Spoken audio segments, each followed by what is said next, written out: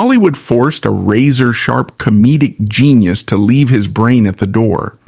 To survive, Mantan Moreland had to widen his eyes in cartoonish terror, shake his knees, and play the stuttering, cowardly servant for white audiences.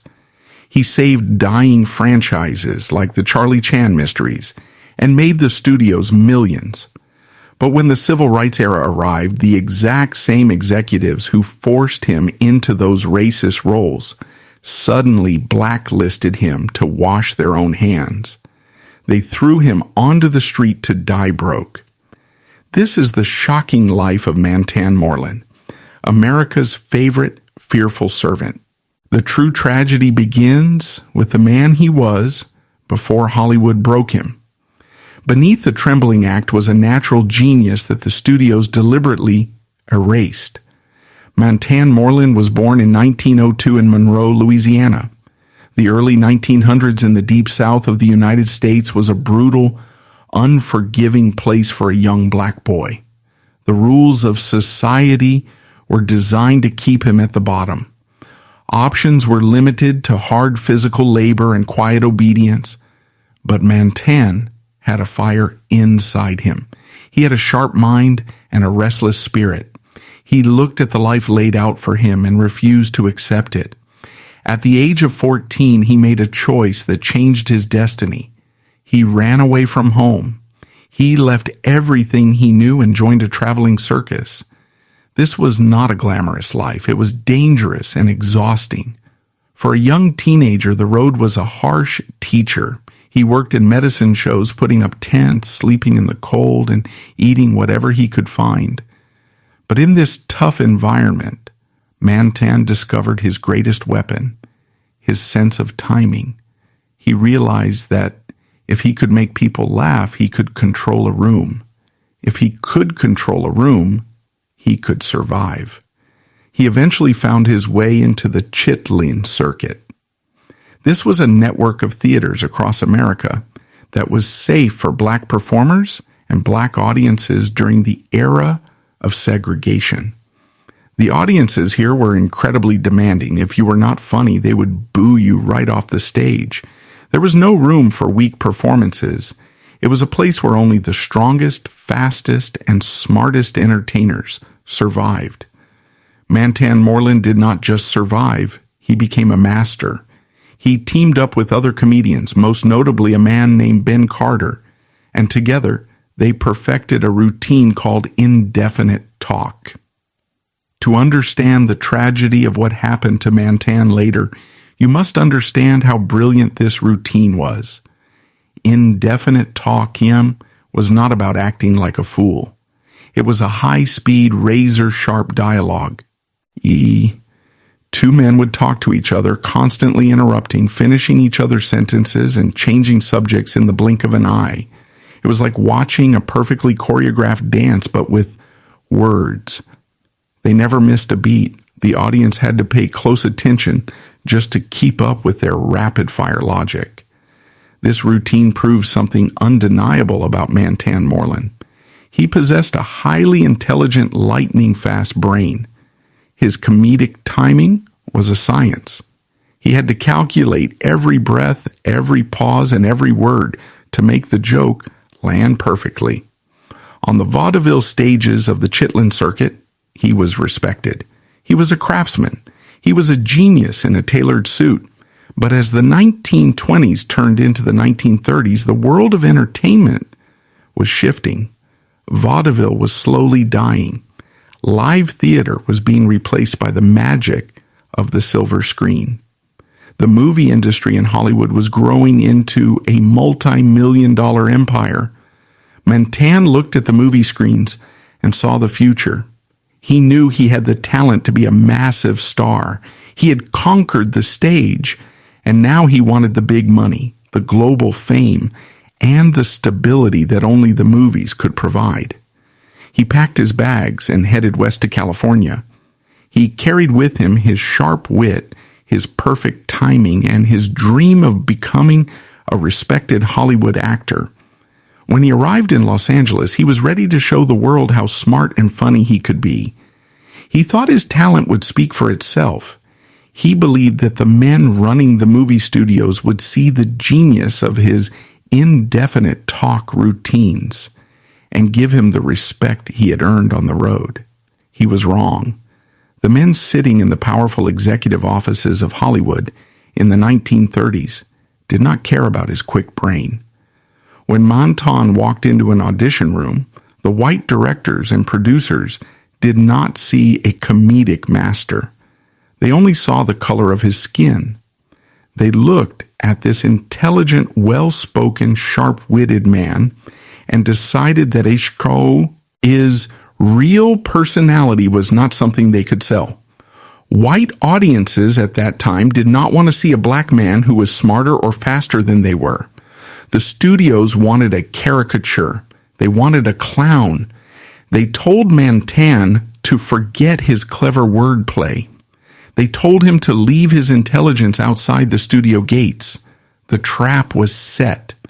The machine was waiting to strip him of the proud identity he had built over 20 years on the road.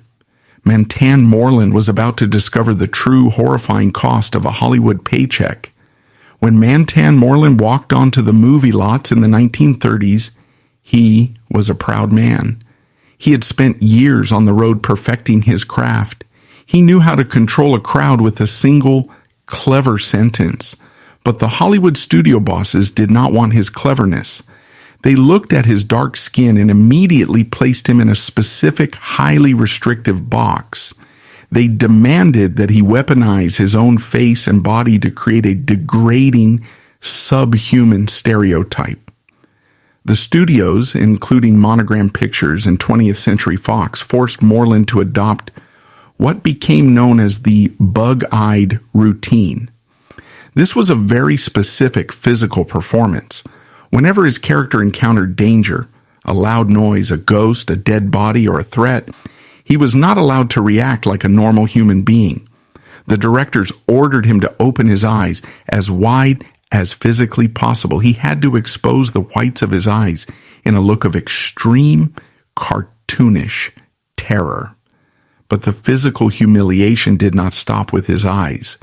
The studio systematically stripped away his normal human speech. In vaudeville, his voice was his greatest weapon. His fast-talking routines required a sharp mind and a quick tongue. In Hollywood, they took that voice away from him. They forced him to stutter, to mumble, and to stammer over his words. They made him drop his shoulders, shake his hands, and let his knees visibly knock together in fake fear. The studio's mandate was brutally clear. His only purpose on movie screen was to be a cowardly, superstitious fool. They monetized his physical degradation. They forced a grown, highly intelligent man to behave like a terrified, incompetent child just to get a laugh from a segregated white audience. The psychological trauma of this era took a heavy toll on Mantan's mind. He was fully aware of his own talent. He knew he was smarter and faster than the director shouting orders at him. He knew exactly how damaging these bug-eyed roles were to the image of black Americans. Every time he opened his eyes wide and shook his knees, he knew he was feeding a racist system. Imagine the mental pain of that reality. For 10 or 12 hours a day on a movie set, he had to completely erase his true self. He had to lock away his pride. He had to look into the camera and act like an idiot, knowing that millions of people would soon point at the screen and laugh at his humiliation. The internal war between his personal dignity and his need to survive was a daily torture. You might ask why he did it. Why didn't he simply walk away? This is where the cruel reality of the 1930s Hollywood system becomes clear. This was the era of Jim Crow segregation in America. A black actor did not have the luxury of artistic integrity. There were no dramatic leading roles available to him. There were no scripts written about brave, intelligent black men. The system offered him an illusion of choice, which was actually no choice at all. The Hollywood executives presented him with a brutal path: put on the servant's uniform, act like a terrified fool, and get paid, or keep your pride and let your family starve on the street. Mantan swallowed his pride. He made the heartbreaking decision to allow himself to be the punchline so he could pay his rent and feed his children. He sacrificed his own dignity to survive in a ruthless, white-dominated capitalist system.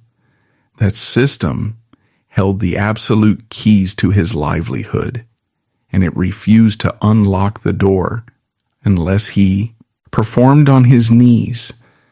The studios were not just being lazy with their writing. This specific brand of comedy was a calculated business model.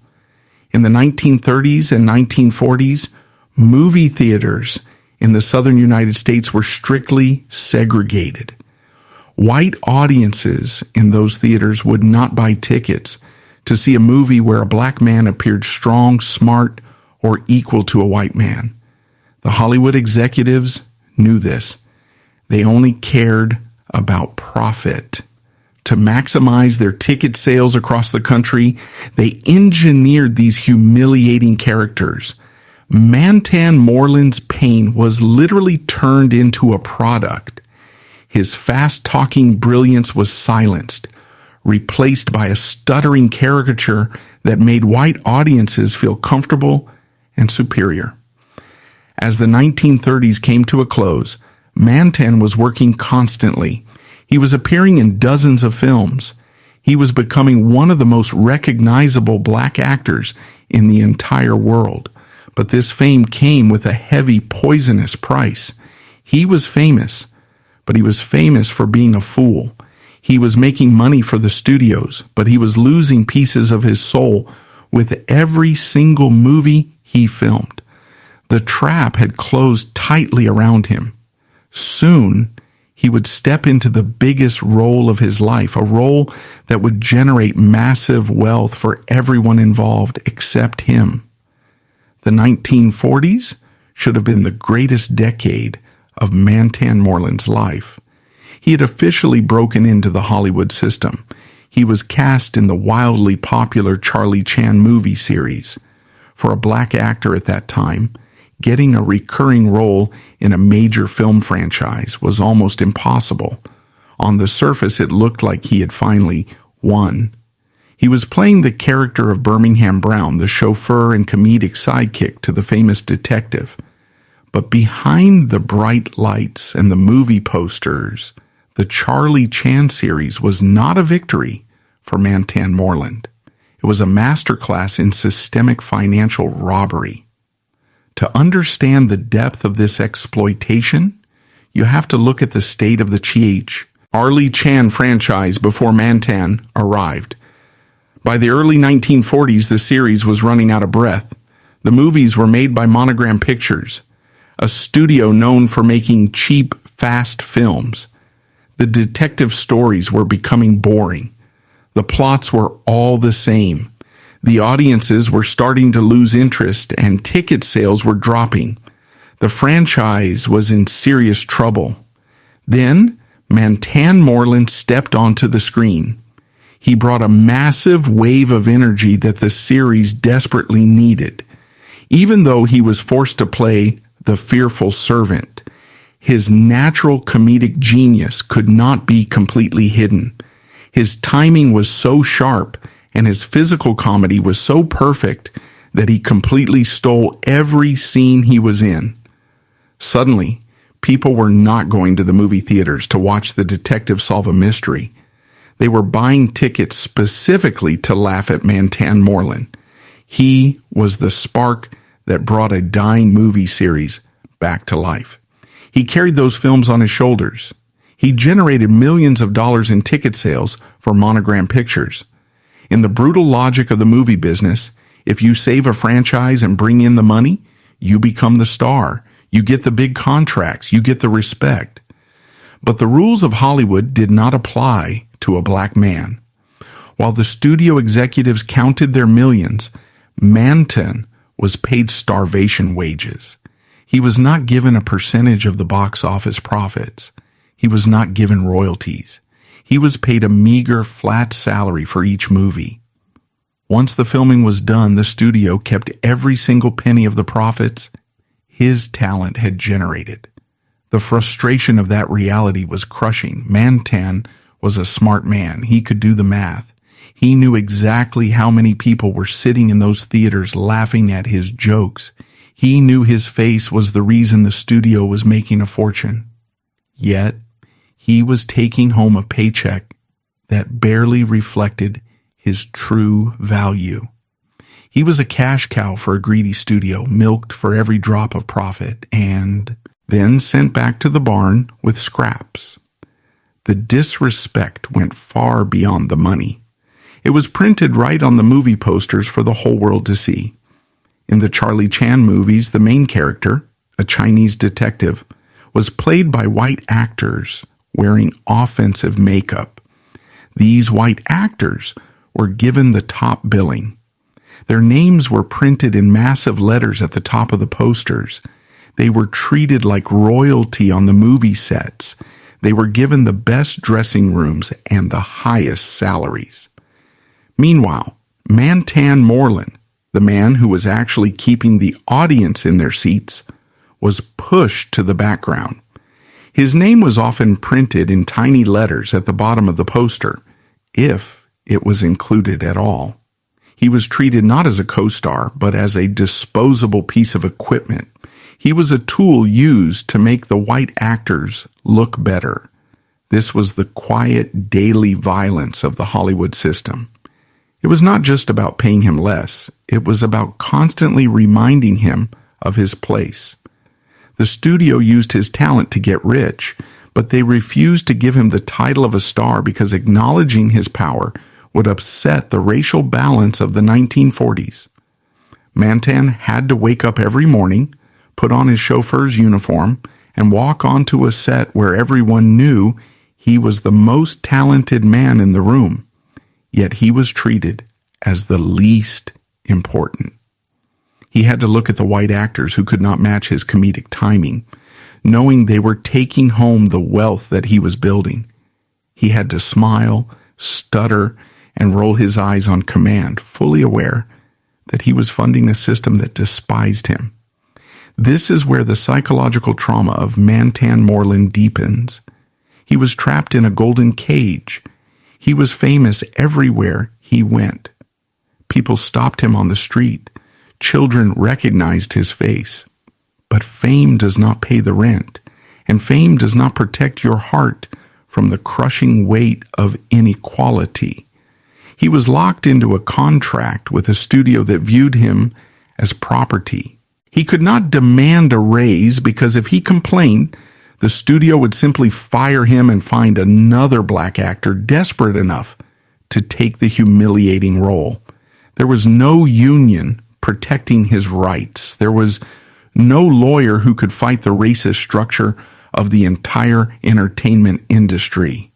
He was completely alone against a massive money-hungry machine. So he kept his head down. He went to work. He delivered the jokes. He widened his eyes in fake terror, and he made the white audiences laugh. He did his job perfectly. But every time he heard the director yell, "Cut," and every time he walked past a movie poster with his name hidden at the bottom, a small piece of his spirit was chipped away. Hollywood was not just stealing his money. They were actively breaking his spirit, using his own laughter to hide the crime. The financial robbery of the 1940s was cruel, but Hollywood was stealing something much more important from Mantan Moreland than just money. They were stealing his manhood. To understand the true evil of the studio system, you have to look past the jokes. You have to look at what the movies were secretly teaching the audience. The Fearful Servant was not just a lazy character written by a bad writer. It was a highly effective weapon of social control.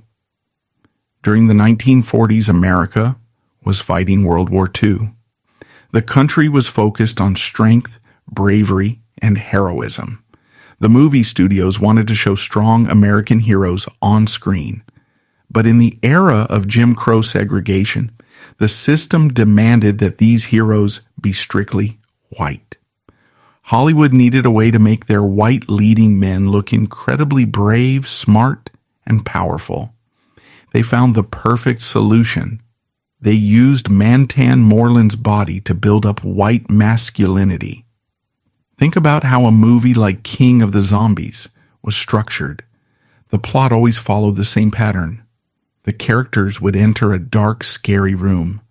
A monster, a ghost, or a killer would suddenly appear.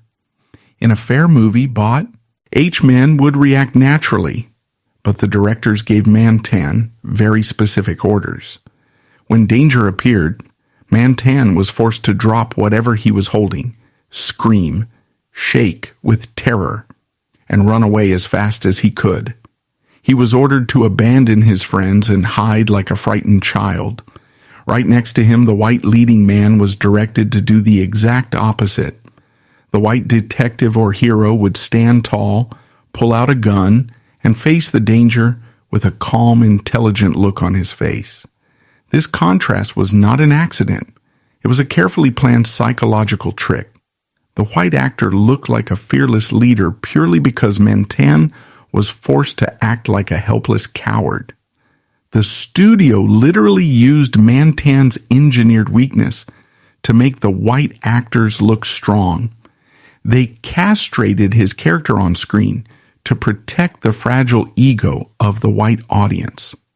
By playing these roles over and over again in dozens of movies, Mantan was forced to broadcast a subconscious, toxic message to millions of people. The message was loud and clear. Black men are weak. Black men are superstitious. Black men are childish. Black men cannot protect themselves, and they desperately need the leadership and protection of smart, brave white men. Mantan was a highly observant man. He knew exactly what the studios were doing. He knew he was being used as a tool to insult his own race. But remember the trap he was in. If he refused to run away from the movie monsters, if he demanded to stand his ground and act like a brave man, the director would simply fire him on the spot. He would lose his paycheck, his home, and his ability to feed his family. So he ran, he screamed, he rolled his eyes, he performed his own humiliation perfectly. But this survival tactic created a new devastating problem in his life. The pain was no longer just between him and the studio executives. The pain began to spread into his own community. Back in the days of vaudeville and the Chitlin circuit, Mantan Moreland was a hero to black audiences. They loved his sharp mind and his fast, indefinite talk routines. He was one of them, and he had proven he was a genius. But now, those same audiences were sitting in segregated movie theaters, looking up at the big screen. They did not see the genius anymore. They saw a man in a servant's uniform making a fool of himself for the entertainment of white people. The black community in America was changing in the 1940s. Black soldiers were fighting and dying in World War II, proving their bravery on the battlefield. When they came home, they expected respect. They did not want to be treated like second-class citizens anymore, and they certainly did not want to see a black man on the movie screen acting like a terrified, stuttering child. A quiet tension began to grow. Some black critics and newspaper writers started to complain about the roles Mantan was playing. They knew he was talented, but they felt embarrassed by the bug-eyed stereotypes. They wanted to see strong black characters. They began to view Mantan not as a victim of a racist system, but as a man who was helping the system insult them. This was the ultimate cruelty of the Hollywood machine. They forced a brilliant man to play a degrading stereotype to survive, and in doing so, they turned his own people against him. Mantan was completely isolated. When he was at the movie studio, he was surrounded by white executives who viewed him as a money-making clown. When he went home, he carried the heavy guilt of knowing that many people in his own community were disappointed in him. He was famous all over the world, but he had never been more alone. He was walking a dangerous tightrope. He was making a living, but he was slowly losing his legacy. And as the 1940s ended and the world moved into the 1950s, a massive cultural storm was brewing in America. The civil rights movement was about to wake up. The rules of society were about to change completely. Mantan Moreland was standing right in the path of that storm, completely unaware that the very system that created his humiliating character was secretly planning to destroy him for it. The 1950s arrived in America like an earthquake. The quiet anger that had been building in the black community finally erupted into a massive, unstoppable force. This was the birth of the modern civil rights movement. People were marching in the streets. They were organizing boycotts. Leaders like Martin Luther King Jr. were demanding that black Americans be treated with the respect and equality they deserved. The rules of society were being rewritten, and the black community was no longer willing to accept second-class citizenship. Naturally, this powerful movement turned its eyes toward Hollywood. Organizations like the NAACP, National Association for the Advancement of Colored People, looked at the movie industry and drew a hard line. They told the powerful studio executives that the days of the fearful servant were over. They demanded an end to the degrading racist stereotypes. They stated clearly that characters like Birmingham Brown were dangerous to the progress of black people in America. They demanded strong, serious, and dignified roles for black actors. The white men who ran the movie studios panicked. These executives were not moral leaders. They were businessmen. They did not care about civil rights or social justice. They only cared about ticket sales and their own public image. They saw the protests. They read the angry articles in the newspapers, and they realized the cultural wind had changed. The bug-eyed comedy was no longer making money. It was causing a public relations disaster. The studios knew they had a terrible history. For decades, they had manufactured, promoted, and profited from deep racism. They needed a way to clean their hands. They needed a way to look like the good guys in this new progressive era. So what did they do? Did they hold a press conference and apologize for writing racist scripts? Did they admit that they forced black actors to act like fools under the threat of starvation? Did they offer Mantan Moreland a serious dramatic role to make up for the years of humiliation? No. They did the most cowardly, hypocritical thing imaginable. They blamed the actors. They used Mantan Moreland as a scapegoat. The studio bosses pointed their fingers at the man they had created. They suddenly acted as if they were culturally enlightened and shocked by his performances. They told the press that his style of acting was outdated and an embarrassment. Overnight, the studio gates were locked. The phone in Mantan's house stopped ringing.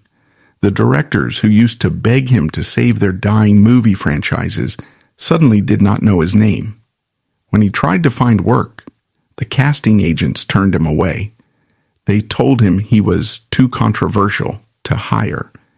This is the most enraging, heartbreaking betrayal in the history of Golden Age Hollywood. The level of hypocrisy is almost hard to believe. Think about the brutal unfairness of this situation. The white writers who sat in comfortable offices and wrote the racist jokes, they kept their jobs. The white directors who stood behind the cameras and yelled at Mantan to roll his eyes and shake his knees, they kept their jobs. The white studio bosses who made millions of dollars off Mantan's humiliation, they kept their mansions, their wealth, and their power. They simply started making different types of movies. The system washed away its own sins by destroying the victim. They shifted all the cultural blame onto the black man who had only followed their orders to survive. For Mantan Moreland, the psychological shock was devastating. Try to imagine the trauma of his reality. He had sacrificed the most precious thing a man has, his pride. He had allowed himself to be laughed at. He had endured the quiet disappointment of his own community. He had done all of this because the white studio bosses told him it was the only way to feed his family. He had played by their cruel rules perfectly. And then, those exact same bosses threw him away like a piece of garbage, calling him a disgrace to cover up their own crimes. He was trapped in a terrible, inescapable paradox. The white Hollywood system refused to hire him because his old movies were now considered offensive. At the same time, the new generation of black Americans often shunned him because they associated his face with the painful stereotypes of the past. He was a man without a country. He was too old Hollywood for the new era, but he was forever stained by the racism of the old era. The financial crash happened fast. Remember, Mantan did not receive royalties for his hit movies. He did not get a percentage of the Charlie Chan profits. When the weekly paychecks stopped, his bank account quickly dried up. The millions of dollars he had generated for the studios were gone, sitting in the bank accounts of the executives who had just blacklisted him.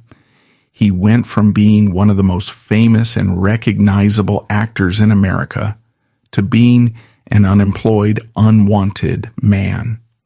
He had to sit in his house and watch television, seeing the same studios that fired him now producing movies with new black actors in dignified roles. He had broken the ground for them. He had taken the deepest cuts and the worst humiliation, but he was not allowed to share in the progress. The Hollywood machine had successfully extracted everything it could from him. They took his youth, his brilliant comedic timing, and his dignity. When there was nothing left to take, and when his image became a problem for their business, they coldly erased him from the industry. But a man still has to eat. A man still has to survive. With the movie doors permanently closed, Mantan Moreland was forced to look for a way to stay alive in a world that wanted to forget he existed. The final chapter of his life was about to begin, and the physical and mental toll of his Hollywood years was about to collect its final debt. The 1960s began, and the silence in Mantan Moreland's life became deafening. The phone simply stopped ringing. For a man who had spent his entire adult life surrounded by the noise of vaudeville theaters, the shouting of movie directors, and the laughter of millions, this sudden silence was terrifying. It was the sound of a man being erased while he was still breathing. To understand the deep trauma of his final years, we must look at the brutal reality of what happens when a Hollywood star is thrown out of the machine. The fall from the top is fast, and the ground is unforgiving. Mantan's first battle was the most basic human struggle: money. The public often believes that anyone who has been in dozens of hit movies is rich forever. But as we know, the studio system was designed to keep the wealth in the hands of the white executives. Mantan had never received a single royalty check. He had no percentage of the massive profits he created. When the studios locked their gates and blacklisted him, his income dropped to zero overnight. He was forced to leave the comfortable life he had built. He had to watch his savings disappear just to pay for basic survival. The man who had worn expensive suits and driven nice cars was suddenly struggling to pay rent and buy groceries. He was experiencing the very poverty he had run away from when he was 14 years old. The Hollywood dream had completely collapsed, leaving him trapped in a nightmare. But the Hollywood system had one more cruel trick to play on him. This was the era when television was taking over every living room in America. The movie studios realized they could make a second fortune by selling their old films to television networks. Every weekend, across the United States, television stations began broadcasting the old Charlie Chan mysteries and King of the Zombies. A completely new generation of white children and families were sitting in their living rooms, eating dinner and laughing at Mantan Moreland. The studios were making millions of dollars all over again from the exact same movies. Imagine the psychological torture of this situation. Mantan could walk down the street in his worn-out clothes, worrying about how he was going to buy his next meal, and look through the window of an appliance store. On the television screens in the window, he would see his own face years younger, widening his eyes and stuttering in fear. The studios were telling the press that Mantan was an embarrassment and too offensive to hire for new movies. They refused to give him a job to feed himself. Yet at the exact same moment, they were proudly broadcasting his offensive movies on national television because it was making them rich. They punished him for the stereotype, but they continued to sell the stereotype. It was a level of pure, ruthless capitalism that completely broke his heart. The human body can only handle so much stress before it breaks down. Mantan was carrying the weight of massive financial panic, deep depression, and the anger of a terrible betrayal. He had swallowed his pride for decades, and that suppressed anger was acting like poison inside his own body. In the early 1960s, his body finally gave up. Mantan Moreland suffered a severe stroke. This medical event was not just bad luck, it was the physical result of a lifetime of trauma. The system had broken his spirit, emptied his bank account, and now the stress of it all had physically damaged his brain. The stroke severely affected his health. It weakened his body and damaged his most valuable tool, his fast, sharp voice. The man who used to deliver lightning-fast jokes on the vaudeville stage now struggled with his health. When he recovered enough to stand up again, the reality of his situation was worse than ever. The medical bills had drained whatever little money he had left.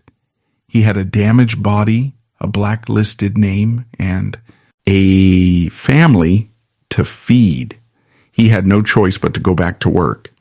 But where does a blacklisted, aging movie star go when Hollywood refuses to look at him? He had to go backward. He returned to the small, dark comedy clubs and the traveling stage shows. He went back to the road. This was the ultimate indignity. Mantan Moreland, a man who had his name on movie posters all over the world, was now performing in tiny run-down theaters for a few dollars a night. He was traveling on cheap buses, sleeping in cheap motels, and performing for crowds that barely remembered him. But the hardest part of going back to the road was facing the new audiences. The black community in the 1960s was deep into the fight for civil rights. They were angry, they were proud, and they were demanding respect. They were fighting against the very stereotypes that Mantan had been forced to play. When Mantan stood on those small stages, the young people in the audience did not look at him with admiration. They looked at him as a ghost from a painful past. They saw him as the fearful servant. They did not know about the white directors who had threatened his livelihood. They did not know about the starvation wages. They just saw the caricature.